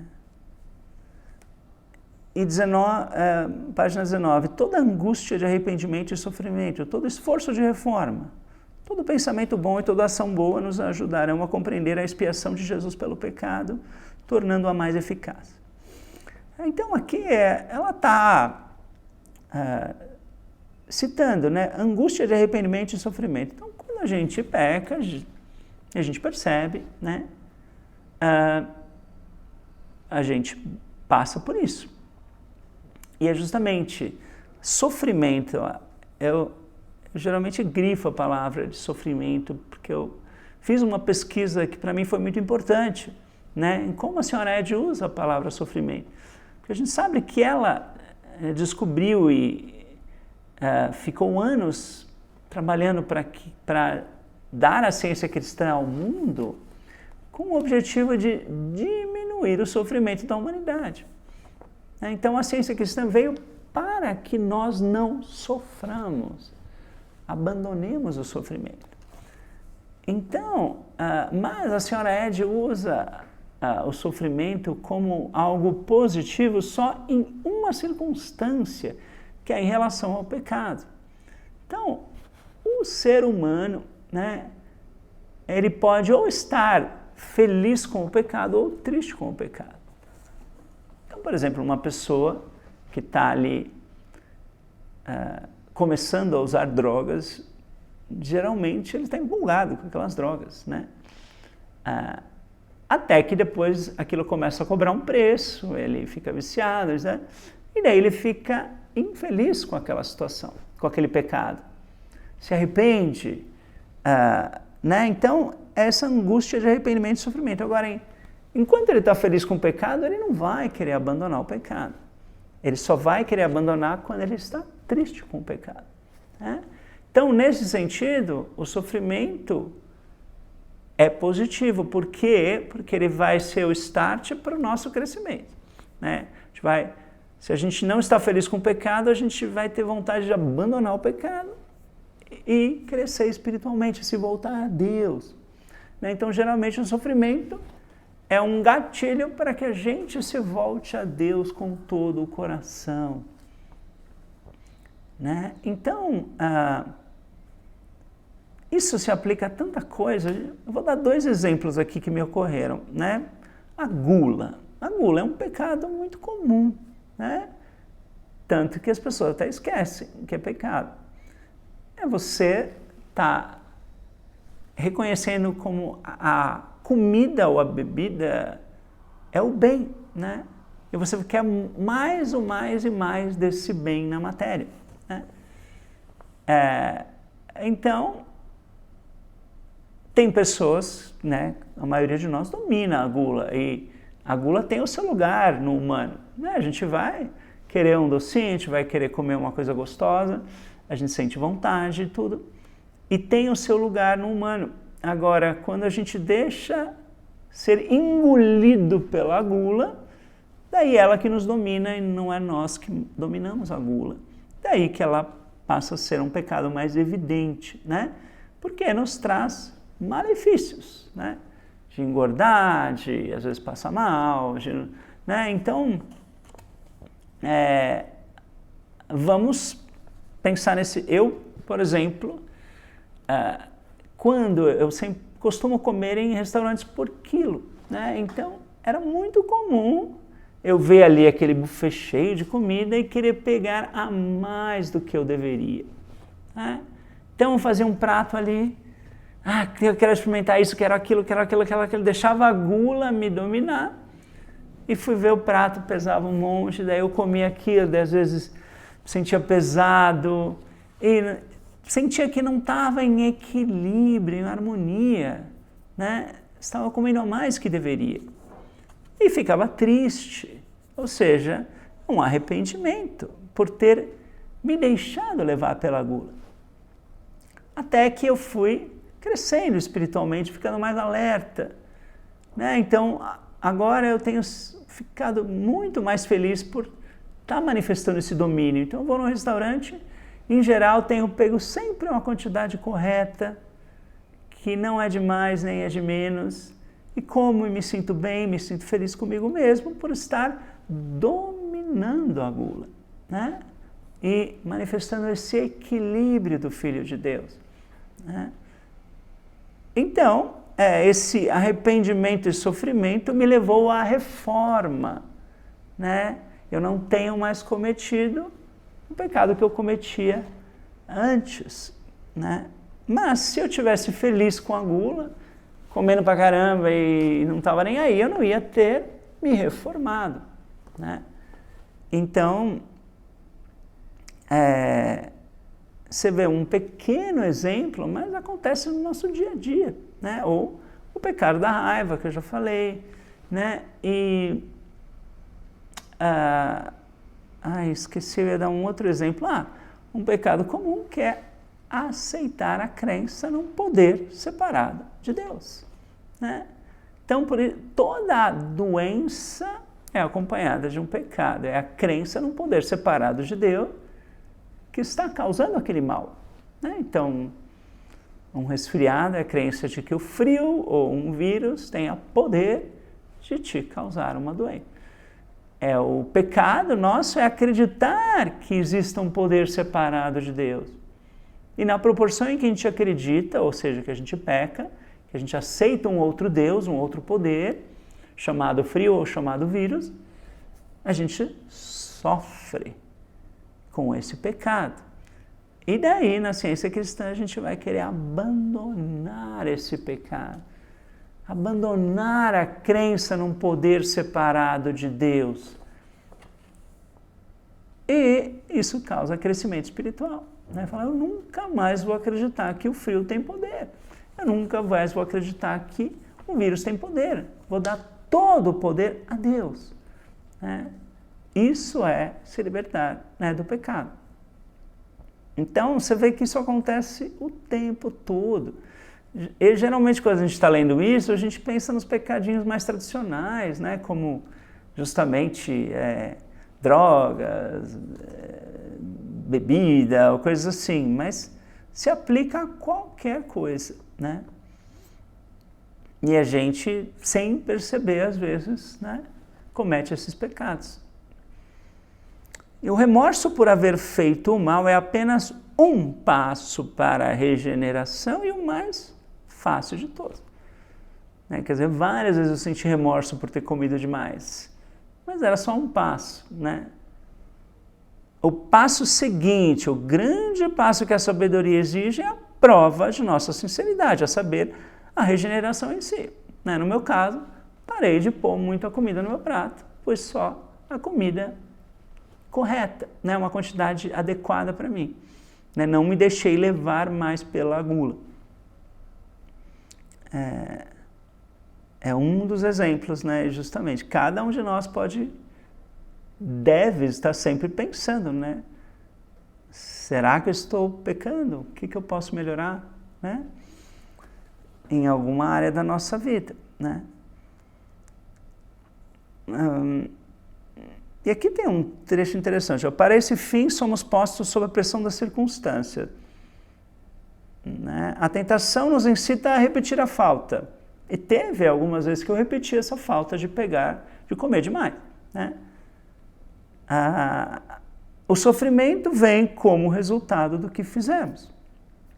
Sempre há de ser assim até que aprendamos que não há descontos na lei da justiça e que temos de pagar o último centavo. O que será que é pagar o último centavo? Acredito que é abandonar completamente esse pecado. Né? O último centavo não vou acalentar mais esse pecado nem um pouquinho, nem um centavinho desse pecado vai ficar na minha consciência. Talvez seja isso, né? Não sei. É a minha interpretação agora, né? Mas pagar o último centavo, numa interpretação literal, pode parecer que eu preciso ficar sofrendo um monte, não sei o que. Não. Deus não quer sofrimento. Deus quer libertação, né? Então, talvez pagar o último centavo é se libertar completamente daquele pensamento e atitude errados, né? Com a medida com que tiverdes medido, vos medirão também, e será cheio de transbordante. Essas são 6, lemos em... aqui os trechos da Bíblia falam do sábado, né? Que você vê que, como na época de Jesus, eles achavam como Jesus fazia curas no sábado e tudo. E aqui os discípulos foram colher espigas para comer. E eles tinham uma interpretação muito literal do 4º mandamento, né? Que é não... como é que é? Lembra-te do dia de sábado para o santificar. E eles acabavam... o que acontece é que o sábado foi feito para o homem. Para o homem ter um dia de descanso, né? E ter um dia também para se lembrar de Deus, entrar em comunhão com Deus e tudo. E daí eles interpretavam que você não podia fazer nada, não podia colher uma espiga para comer, não podia curar, não podia fazer o bem, né? Então era uma interpretação errada, né? Punha o sábado acima do homem. E daí Cristo falou, ele falou, olha, aqui está alguém que é Senhor do sábado. O Cristo está acima do sábado. O sábado foi feito para nós e não nós para o sábado. Né? Nesse sentido aqui que eles tomavam tão literalmente. E até hoje algumas religiões cristãs, né, como a adventista do sétimo dia, também tem muito foco nesse sábado. E eu acho que a ciência cristã interpreta esse sábado simplesmente, pode ser todos os dias, um momento de comunhão com Deus, é o nosso sábado, né? É o momento que eu vou parar tudo e vou ficar com Deus. Esse é o meu sábado, então a gente tem que guardar o sábado todos os dias, né? Guardar um momento para Deus todos os dias, né? Pelo menos é uma das possíveis interpretações espirituais, né, desse mandamento. E aqui, como o pessoal tinha uma interpretação literal, Jesus estava sempre enfrentando, né, essa mentalidade, né, religiosa antiga e tradicional. E aqui, no Ciência e Saúde, lemos: nem a origem, nem o caráter, nem a obra de Jesus foram de modo geral compreendidos. O mundo material não soube apreciar com acerto nenhum só aspecto que compunha sua natureza. E daí o próximo trecho, na página 53, é muito parecido à frase, olha, o mundo não soube interpretar com acerto a inquietação que Jesus causava. Então, na 28 falava, o mundo material não soube apreciar com acerto, e na 53 o mundo não soube interpretar com acerto. E aqui a palavra inquietação não é a palavra que a senhora Ed usou, ela usou desconforto, né? Então, o mundo não soube interpretar com acerto o desconforto que Jesus inspirava, não causava, inspirava. E as bênçãos espirituais que podiam resultar desse desconforto. Eu achei interessante como cada palavra que a senhora Ed usou é importante e não pode ser substituída por uma outra, que você está perdendo o significado ali, né? Aqui, por exemplo, desconforto é o contrário do confortador. Então, parece que ela usou essa palavra, você vê que interessante, faz a gente pensar, mas como que Jesus, que nos deu o confortador, que é a ciência divina, né, o Espírito Santo, como que esse mesmo Jesus trouxe desconforto? Né? Parece que é uma certa dualidade, né? Mas é porque o desconforto é para a mente mortal.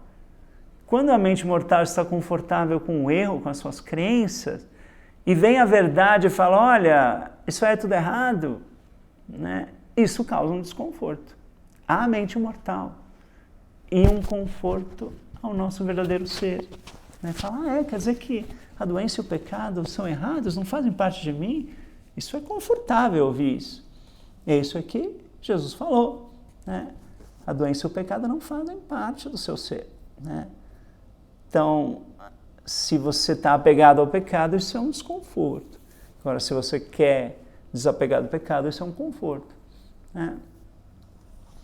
Então, o mundo não soube interpretar com acerto o desconforto que Jesus inspirava e as bênçãos espirituais que podiam resultar desse desconforto, né? Eu vou ficar desconfortável com o erro e vou abandonar o erro, né? A ciência expõe a causa do choque tão frequentemente produzido pela verdade, a saber que esse choque provém da grande distância que há entre o indivíduo e a verdade. E aqui, no próximo trecho, na página 30, ali no meio fala assim, que Jesus estava imbuído de maneira ilimitada do Cristo, o Espírito Divino.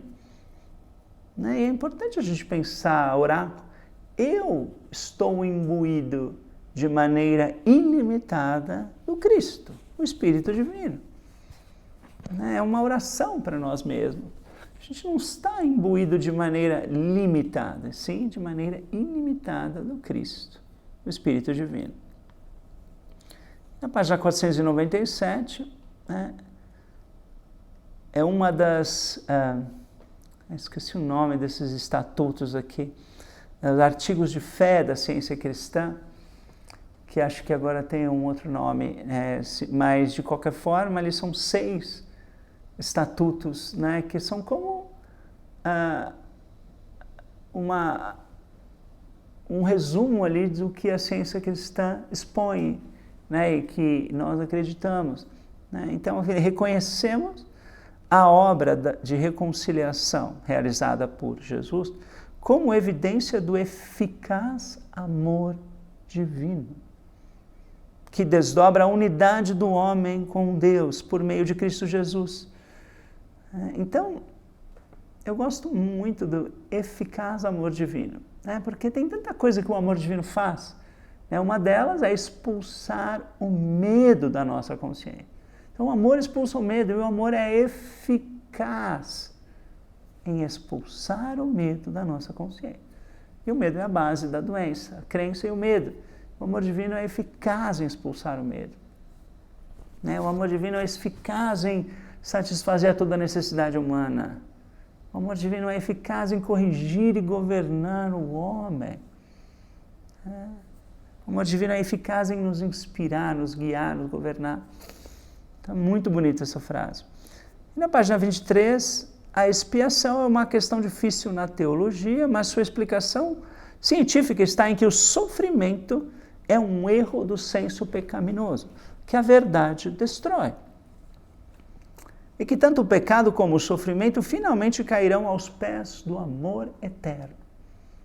Que bonita essa frase. E vamos desdobrar. O sofrimento é o que? É uma verdade? Não, o sofrimento é um erro. É um erro meu? Não, é um erro do senso pecaminoso. Quem sofre é o senso pecaminoso, é a crença num eu separado de Deus, numa mente separada de Deus. Essa mente mortal é que sofre, não sou eu que sofro. Né? Essa mente mortal tenta alegar que sou eu. Né?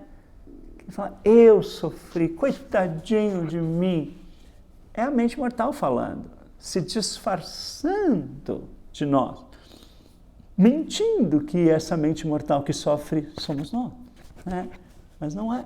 Né? O nosso verdadeiro eu é o Cristo. E o Cristo não sofre. E a nossa verdadeira mente é a mente divina. A mente divina não sofre. Né? Quem sofre é o falso eu, quem sofre é a mente mortal. Né? Então, por isso que o sofrimento é um erro, não nosso, do senso pecaminoso, que a verdade destrói, a mente divina destrói. Né? Então vamos aqui para a seção 7. Em Atos 2, temos o relato do dia de Pentecostes, né? Muito bonito. Estavam todos reunidos em um lugar, e no inglês dá essa ideia de estamos reunidos numa única mente, né? Em um perfeito acordo, em uma perfeita harmonia, né? In one accord, in one place. Eles estavam unidos em perfeito acordo, em perfeita harmonia, em um único lugar mental, né? Elevado. E todos ficaram cheios do Espírito Santo, né? Dessa compreensão da verdade, dessa ciência divina, o que Deus sabe, eles sabiam. Né? E passaram a falar em outras línguas, segundo o Espírito lhes concedia que falassem. E aqui diz que se você for ler o relato inteiro, cada pessoa ali tinha pessoas de muitos lugares do mundo ali em Jerusalém, porque era uma festa, né, que os judeus iam para Jerusalém comemorar essa festa. E essas pessoas tinham línguas maternas diferentes do hebraico. E cada um ouvia os discípulos falarem na sua própria língua. Isso para mim tem um significado espiritual, muito mais do que o literal, né? Então, quando o Cristo fala de uma maneira que nós conseguimos entender, na nossa língua daquele momento. Então, a gente pode confiar que o Cristo em nós, quando falamos a verdade, quando falamos da ciência cristã, falamos de uma maneira que vai ser entendido pelo outro, porque é o Cristo falando e o Cristo escutando. É o mesmo Cristo que fala, é o Cristo que escuta. E é a mesma língua, é a língua espiritual. É a linguagem do Espírito, a linguagem do amor, a linguagem da verdade, que todos entendem porque está na nossa natureza, né? Entender a Deus. Então, podemos nos elevar acima dessa aparência, falar em outras línguas. Não, falar a linguagem do Espírito e ser entendido pelo outro. Né? Também é uma alegação muito forte de que é difícil entender a ciência cristã. Né? E não podemos aceitar essa crença. É difícil que um filho de Deus entenda a Deus? Entenda a verdade revelada por Deus? Não, não pode ser difícil. Né? É uma alegação de separação, que fala que é difícil entender a verdade.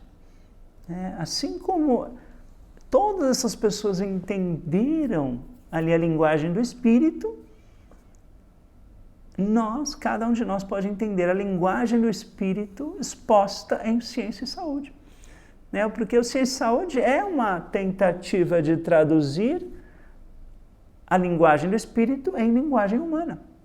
Então a senhora Ed escutava a Deus e transcrevia em palavras humanas. Então, por isso que ela falou que a ciência cristã é a ciência divina, ou seja, o que Deus sabe, traduzida em palavras humanas.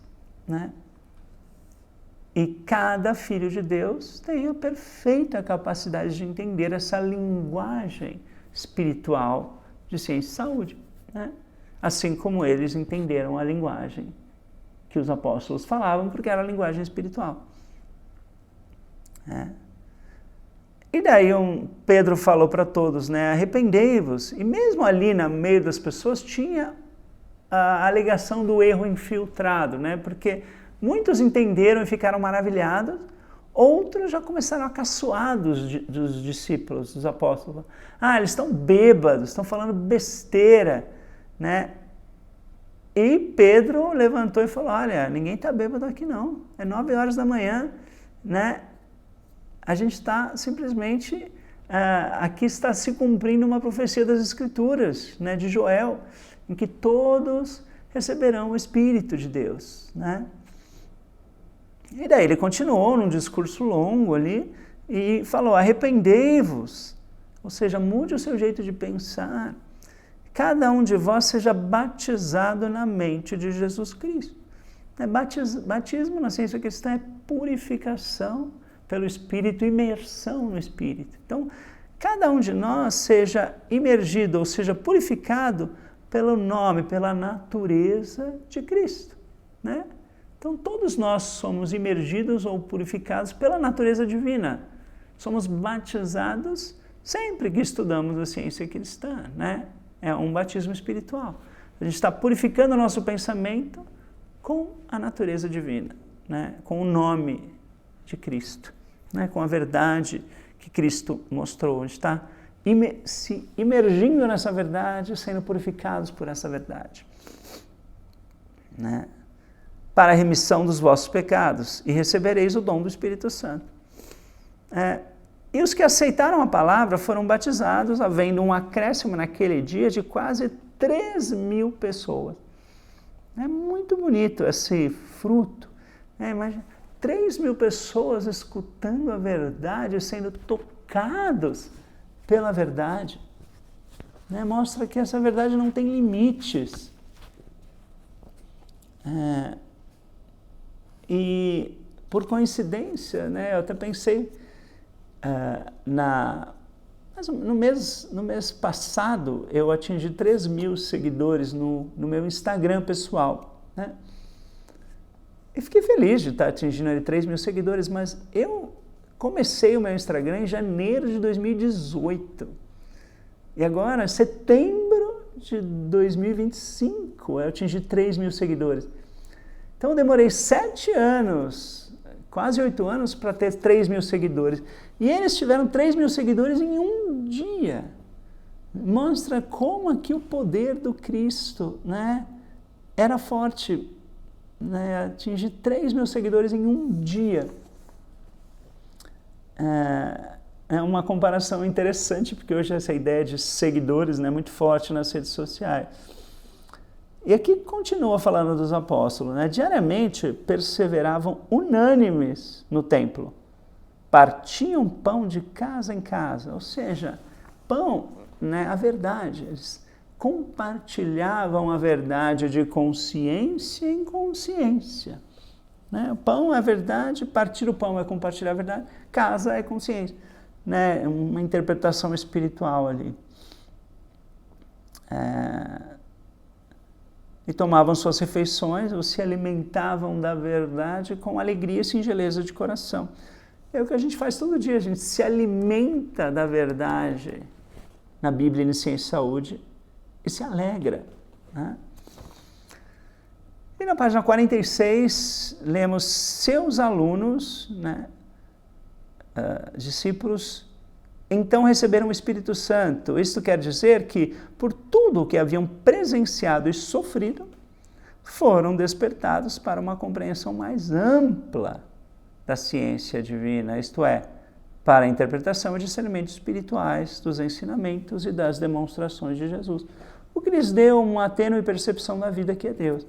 Mesmo os discípulos ali, os apóstolos, não tinham uma plena convicção ou compreensão de que a vida é Deus. Está falando que eles ainda estavam ali buscando essa plena compreensão. Apesar de que justamente Pedro demonstrou essa plena compreensão quando ressuscitou Dorcas, né, e Paulo também, quando ressuscitou Eutico. Né? Então, você vê que eles estavam ali próximos dessa plena compreensão da vida que é Deus. Eles já não mediam o homem segundo o senso material. Será que eu estou medindo os outros ou a mim mesmo segundo o senso material? É uma tentação muito grande a gente medir os outros pelo senso material ou nós mesmos, né? Como pelo número de seguidores. Falar, eu não sou um sucesso porque não tenho tantos seguidores nas redes sociais. Isso é uma medição material, né? Eu não posso medir nem os outros nem a mim mesmo pelos sentidos materiais. Depois de captarem a verdadeira ideia a respeito do Mestre glorificado, tornaram-se melhores sanadores e já não se apoiavam na matéria, e sim no princípio divino do seu trabalho. O influxo de luz era repentino. Era, às vezes, um poder irresistível, como no dia de Pentecostes. É que esse influxo de luz vem a todos nós. Né? Cada vez que a gente tem uma nova compreensão, é um influxo de luz. Às vezes é repentino. E é um poder irresistível. Não podemos resistir a esse influxo de luz. Ninguém pode resistir, né, ao influxo de luz, né, que vem de Deus para nós. Né? Na página 19, Jesus ajudou a reconciliar o homem com Deus, dando ao homem um senso mais verdadeiro do amor, o princípio divino dos ensinamentos de Jesus. Esse senso mais verdadeiro do amor faz com que o homem seja redimido da lei da matéria, do pecado e da morte pela lei do Espírito, a lei do amor divino. E na página 496, né, fala desse amor que envolve por baixo, por cima e em volta todo verdadeiro ser. O nosso verdadeiro ser está envolvido pelo amor divino.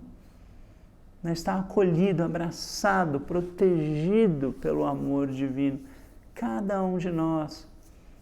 Nosso verdadeiro ser não pode ser tocado pelo erro, porque nós somos envolvidos por baixo, por cima e em volta pelo amor divino, que é uma armadura impenetrável, né? E nos protege de todo erro, né? E, na verdade, quando estamos envolvidos, só existe o amor divino, né? No absoluto não existe o erro que possa nos tocar. Tudo é amor, né? E nós somos envolvidos nessa totalidade do amor divino. Então, muito obrigado por ter me acompanhado em mais esse estudo, né? E ter desfrutado comigo dessa riqueza espiritual.